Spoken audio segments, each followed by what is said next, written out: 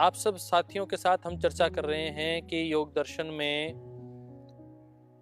अष्टांग योग के विषय में जो विशेष चर्चा है, उन 8 अंगों की धीरे धीरे हम चर्चाओं को आगे बढ़ा रहे हैं और योग दर्शन की कुछ विशेषताओं के विषय में भी आपके साथ चर्चा कर रहे हैं। मैं आपके साथ बीच बीच में ये चर्चा भी कर रहा था कि एक यूनिवर्सल लॉज के विषय में बताया गया यम के रूप में, पर्सनल एथिक्स के विषय में बताया गया नियम के रूप में, और कैसे आसन हमारे मन को भी प्रभावित करता है।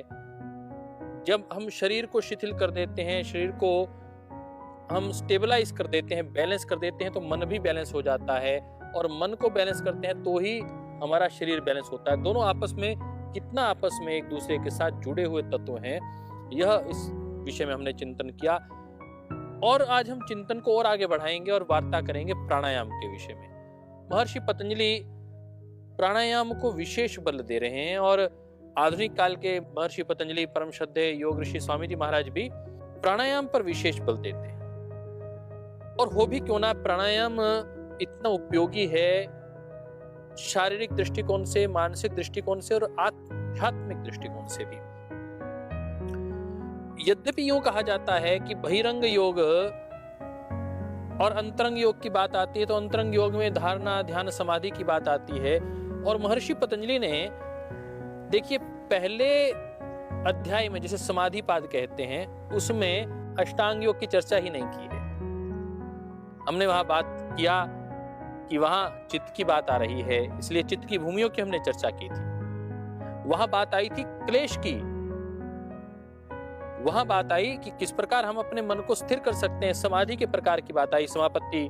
और ये जो प्रक्रिया है समाहित करने की, जो जिसे हम समाधि कहते हैं, उसके विषय में हम आगे और चर्चा भी करेंगे। परंतु महर्षि पतंजलि साधन पाद में अष्टांग योग के पहले 5 तत्वों की चर्चा कर रहे हैं, वो भी अंतिम चरण में। पहले शुरुआत कर रहे हैं क्रिया योग से, दूसरे अध्याय की, तपस्वाध्याय ईश्वर प्रणिधानानि क्रिया योग, वहां से शुरुआत कर रहे हैं और अंत में चलते चलते फिर बात कर रहे हैं यम की, नियम की, आसन की, प्राणायाम की। आज प्राणायाम की यदि हम बात करें तो प्राणायाम का यह दूसरे अध्याय का 49वां, 50वां, 51वां सूत्र, 52 का सूत्र, यह आज हम उसकी चर्चा करेंगे।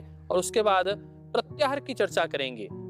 आपको लगेगा कि हमने ये विषय तो निरंतर सुने हैं, परंतु आज उन विषयों में क्या नवीनता, क्या विशेषता है, उसकी हम चर्चा करेंगे। मनुस्मृति के एक सूत्र के साथ आज हम अपनी बात को आगे बढ़ाते हैं। धायन्ते ध्यायमानानाम धातूनाम च यथा मलः। जैसे अग्नि में तपने के बाद दोष अपने आप दूर हो जाते हैं, मल दूर हो जाता है, चाहे वो किसी भी प्रकार की धातु क्यों ना हो। जैसे हम अग्नि में देखते हैं, सुनियारे की दुकान पे जाते हैं तो वो फूंक मार रहा है सोने को शुद्ध करने के लिए, अग्नि के साथ उसको जला रहा है। और हम ये देखते हैं, लगातार ये हमारे ध्यान में रहता है कि जिस प्रकार की भी धातु हो, उसकी शुद्धिकरण अग्नि तत्व में बहुत अच्छे से हो जाती है।